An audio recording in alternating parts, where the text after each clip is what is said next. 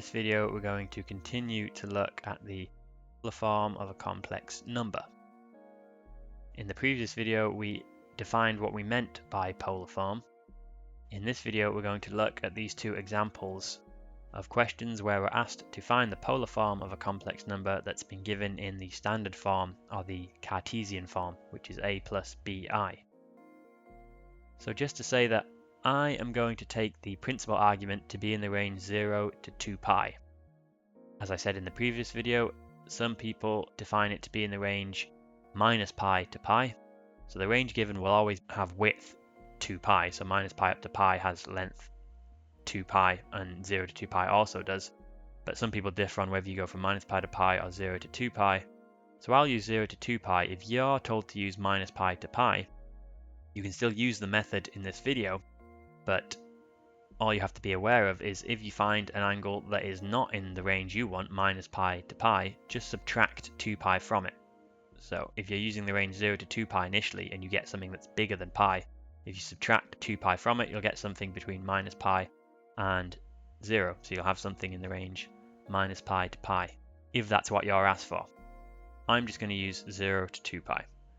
So the easiest way to do questions like this is to draw the complex number on an Argand diagram. Mark R and mark theta. You don't have to be accurate or neat, just do it roughly so you have an idea of what you're doing.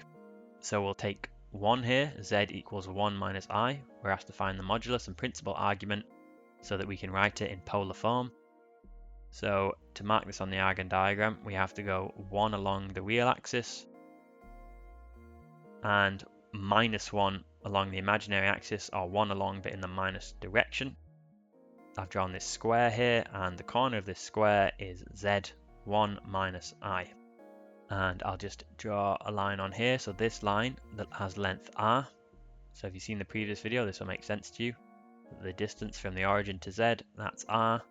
And this angle here is theta. So remember, I'm measuring theta anti-clockwise from the positive real axis to this line with length r. So that's this angle here. So what do I do? Well, I start by finding r, because that's the easiest one to find. So r is equal to 1 squared plus minus 1 squared. Well, you might say from the diagram it's 1 squared plus 1 squared, because that's the lengths of this triangle. You could do that, or you could just use a and b. So without even having to draw a diagram, you can just pluck out a and b and square them, because even if they have minus signs, when you square them, the minus signs will cancel. So whether you use 1 and 1 or 1 and minus 1, when you square them, you'll get the same thing. So I've written it as a squared plus b squared, which is 1 squared plus minus 1 squared. They both square to 1, so we get the square root of 1 plus 1, which is the square root of 2. So that's r. Now to find theta, the easiest thing to do is to find this angle here on the diagram, theta prime, and subtract it from 2 pi. Because if we went all the way round, so we got back to where we started, that would be an angle of 2 pi, or 360 degrees. But we're using radians, so 2 pi. If we subtract this bit theta prime, then we get theta. So theta is almost all the way around, but we haven't done this last bit theta prime. So we take that off 2 pi and we get theta. Now you might want to do some trigonometry to find theta prime, but it's actually not necessary, because you can see that this is a square with side lengths 1. So this line r actually cuts the 90-degree angle in half of the corner of the square. So hopefully that makes sense, that because it's a square, it has 90-degree angle in each corner, so r is cutting that angle in half. Therefore, theta prime is half of 90. Now 90 is pi over 2 in radians, so theta prime here is pi over 4. So we get that theta is 2 pi minus pi over 4, which is equal to 7 pi over 4. So we just have to finish by writing z in polar form using these two values we found. So we get z equals the square root of 2 times cos of 7 pi over 4 plus I times sine of 7 pi over 4. Okay, so that was 1. Now we'll look at 2. We have to find the polar form of w, which equals minus 1 minus root 3i. I've written it as I root 3 just so it doesn't look like we're taking the square root of the 3 and the I. Put the I before the root 3, this is quite common. but don't worry too much about that. So we have minus 1 minus I root 3. Let's try and draw this on the diagram. So we have to go 1 along the real axis but in the negative direction, and then minus 3 along the imaginary axis but also in the negative direction, so we get to here.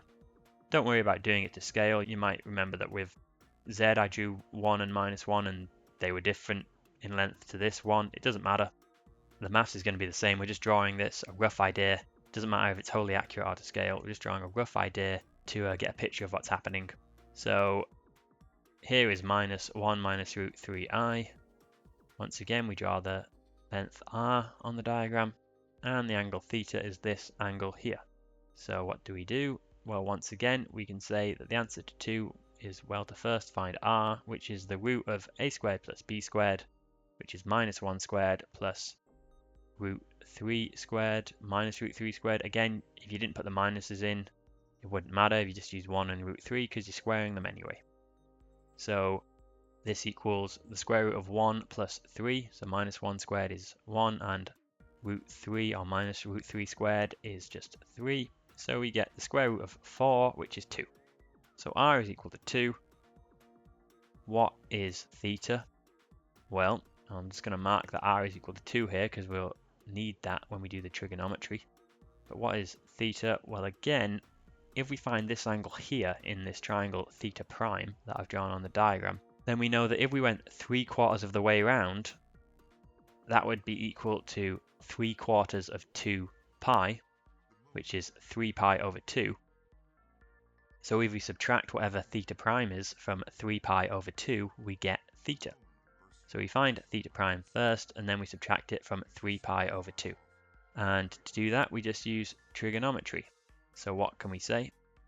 Well, looking at the diagram here, we can say that the sine of theta prime is equal to 1 over 2. Okay, so 1 is opposite theta prime, and the hypotenuse is 2, because that's R, looking at this triangle. So using SOHCAHTOA, we get that sine of theta prime is equal to 1/2. So theta prime is equal to arc sine of 1/2, which you may just know, or if not, use a calculator, and you get pi over 6. So theta prime is equal to pi over 6. Therefore, to find theta, we do 3 pi over 2, so 3/4 of the whole way round, going around the full circle, minus just pi over 6 is theta prime bit, and that equals 4 pi over 3. So therefore, W is equal to 2 cos 4 pi over 3 plus I sine 4 pi over 3.